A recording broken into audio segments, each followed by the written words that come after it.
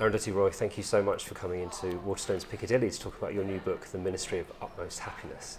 I wondered first, actually, before we talk about your new book, if I could take you back in time, if that's possible, about 20 years or so. Okay. Your Why first, 20 years? What happened 20 years what ago? could possibly have happened 20 years ago? Well, you published your debut novel, The God of Small Things. It wins the Booker Prize. It sells gazillions of copies all over the world. And that must have been a life-changing moment, as of course it would be for almost any novelist who wins the Booker Prize. Was it all very, very positive, or did it sort of then put a lot of pressure on you with what you did next? Or, I mean, could you give us a little insight into what it was like? It wasn't all very positive because, that kind of fame and that kind of money even wasn't something that I aspired towards, let's say. So when it happened, it took me by surprise, and it wasn't just me that had to deal with it. Everybody around me, all the friends and folks that I love suddenly had to deal with this freak in their midst, So it was a bit difficult. And also, just at that time, when I was, I was sort of being sold in a way as this new global face of the modernizing India.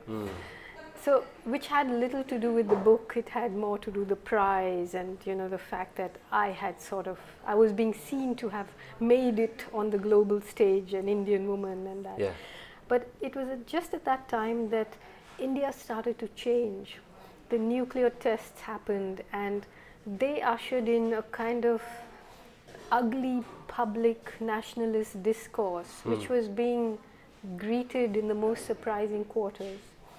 And at that moment, I was the cover girl, in every magazine. And if I had sort of not said anything, it would have been assumed that I was part of this journey. Yeah. So yes, it put a lot of pressure on me. And within months, actually, I wrote this essay called The End of Imagination. And it immediately changed the nature of, or let's say it just changed the people that were, holding me up as this global Indian suddenly dropped me. But then there was a different kind of embrace, which led to 20 years of other kinds of work. But, Well, this is the thing, because of course people now with your new book sort of saying there's been this 20-year wait for this new book, but of course you've been writing constantly for the last 20 years, but you've been writing essays and pieces and being very active in engaging in politics and sort of social problems. I wondered whether sort of maybe the pressures of having won the Booker Prize, for you as a writer, when you were feeling that impetus to write, was it just simply that the real things that were happening in India just felt more pressing to be written in a non-fiction form?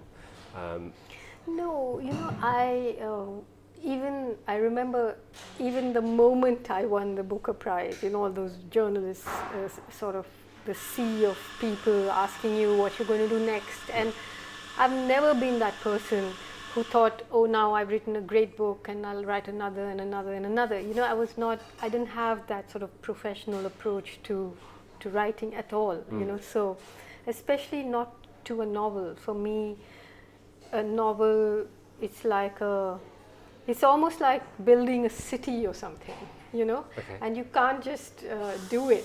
To me, I can't just do it as a consumable thing. It required layers and layers. It's like a sedimentary rock or a city, all these little roads and paths and buildings and unauthorized structures, and it's something that I didn't even know whether or if I wanted to write another novel. So I was under absolutely no pressure because of the Booker Prize or anything. It's just the kind of book that I write. It's not easy for me to write it quickly. I don't think it's possible to read it quickly, and I don't think it's possible to write them at speed. Many, like if I'd written 20 books between now and this, I don't know, I'm a bit laid back about it. I have no great, even the essays, every time I would write one, I'd swear I'd not write another because I'd get into so much trouble, you know. But it's just that there was a climate that was closing in on the poorest, weakest, most vulnerable, and I did have a space to blow that open every now and then, you know, and I would, and then it would, and then that gathered into a kind of way of seeing. It also took me into places which no one could ever go. I would often say to people that, you know, instead of getting royalties for my book, I wish I'd just walk into any place in the world and say, hey, I wrote this, will you give me lunch, you know? But in a way that has happened, and each thing I wrote gave me access into places which nothing else except the writing would have given me access to, you know. So in a way that is what happened. For 20 years I earned nothing with this political writing except you know, being involved in things that enriched my life and made me fuse into the place I live in strange ways, you know. And of course it's all, I mean, it was difficult to be a very famous writer in a place where many people can't read, to be selling millions while your bank account is growing and people are getting poorer and poorer. And you know, as you say, that I felt sometimes like a little silver figurine with a cold silver heart. You know, you have to blow that open. And so even what do you do with the money? You share it in solidarity. And one of the best things was when people said, oh, Roy, thank God we're rich. I'm like, yeah, thank God, you know. I mean, you've mentioned that sort of the idea of inequality. That seems to be hugely important in all of your writing, and particularly, I think, in this new novel. Is that one of the most important things for you in terms of looking at the world, in fact, and not just India, but looking around the world? Is that one of the biggest problems we face, that there are people who are incredibly rich and people who are, you know, almost subhuman in their poverty? Maybe I would replace the word inequality with injustice, yeah. You know. And I think there is something inside me that reacts immediately to the idea of injustice, because inequality is created by injustice. Inequality doesn't appear like a natural phenomenon, you know, which people would like us to believe it does. But it's not the only thing, you know, especially for a novelist, it's not the only thing. There cannot be one thing, you know. I think everything matters, you know, the poetry, the music, the fact that even human beings, the way they prioritize themselves on this planet, you know, we are, to me, the Ministry of Utmost Happiness as well as the God of Small Things. One of the things it does, which is rarely mentioned, both books, is that it's not just about human beings. You know, there's a lot of creatures in them who just go unnoticed a lot of the time.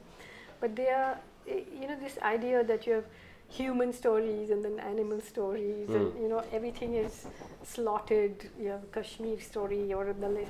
For me, the power of fiction is that it tells you all these stories, and you look at something and you do see the ants moving across the table, or the owl on the street light, or the horse coming through the traffic at night in Delhi, all the wedding horses tiredly going home, you know. That sort of approach to writing has made some people sort of put you in that sort of magical realist category with writers like Salman Rushdie and others. I mean, do you? I'm guessing you probably don't like to be put in this sort of category as a writer. Well, I mean, you know, I think that it depends. Sometimes, you know, while we are used to thinking that critics judge books, I think the creatures and characters in the book will judge the critics, you know, because the fact is that, yes, it's not a realism that people, let's say, in the West are used to, but there's nothing magical about the horses that are used in Punjabi weddings being ridden through the traffic at night, and they all live outside my house, really close by. The people that live in graveyards, it's not magical, it's true, it's not a metaphor, you know. So or if you look at, sometimes people call the people in the Ministry of Utmost Happiness dropouts. They're not dropouts, they are people who have been driven out by a system, you know. So there are ways in which power absolves itself in very sophisticated ways, and by calling this magic realism is one of those ways, you know. In fact, it's not, it's not reportage, because it has some of the characters themselves have fevered memories of things that happened, as all of us do, you know, of terrible things that have happened, but none of it is fabulous. And then in India you'll have the opposite problem. So and so is so and so, so and so is so and so, you know, which is also not true. Yeah, you know? I'm fascinated with the way that you talk about your characters. I think is quite different to the way a lot of writers talk about them. And in fact, I was reading that you sort of almost consulted them when it came to deciding who was going to publish this book. Which leads me to sort of ask, where do those characters come from? I mean, are they very much voices that you feel sort of bubbling up inside you, and then perhaps more fully, you know, formed than just voices?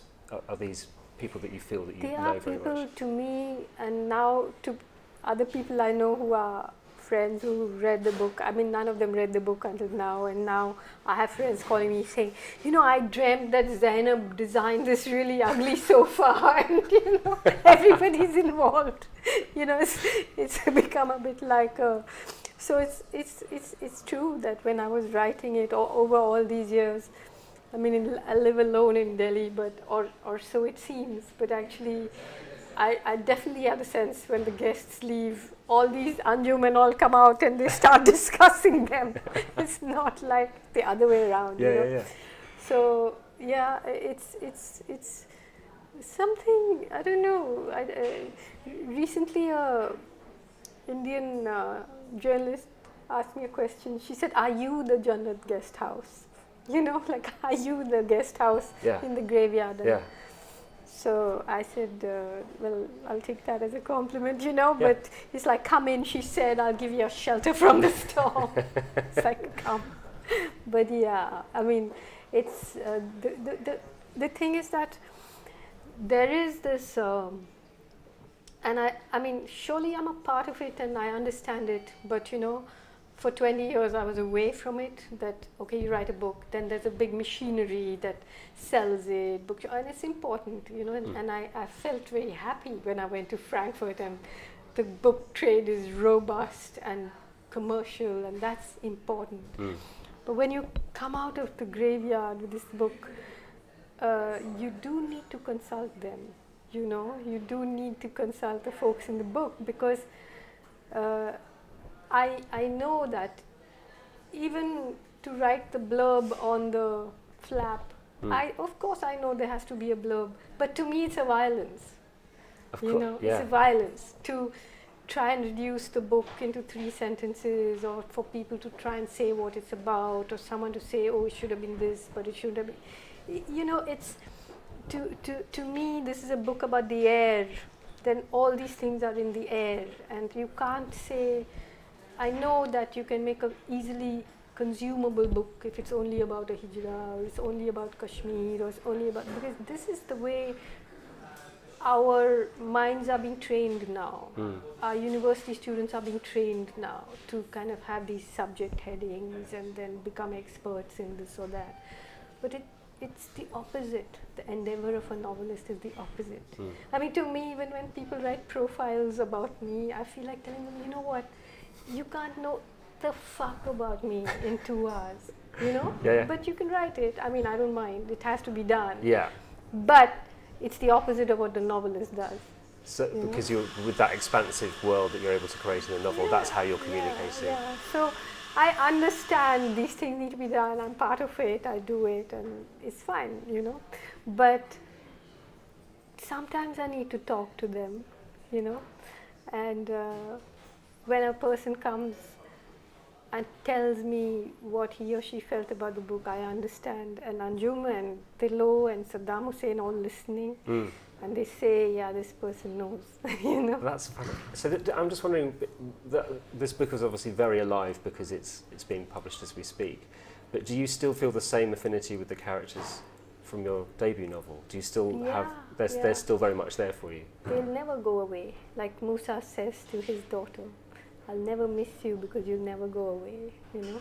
And in some ways, to me, Tilo is the fictional child of Amu and Velita.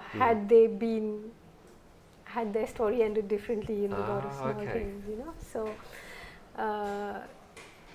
everything is really, I mean, nothing is compartmentalized for me, you know, that osmotic wall. I mean, even all the people, like if you read, I mean, there's a paragraph I remember in The God of Small Things which said they all broke the rules, they all crossed into forbidden territory, they all broke the laws that say who should be loved and how much.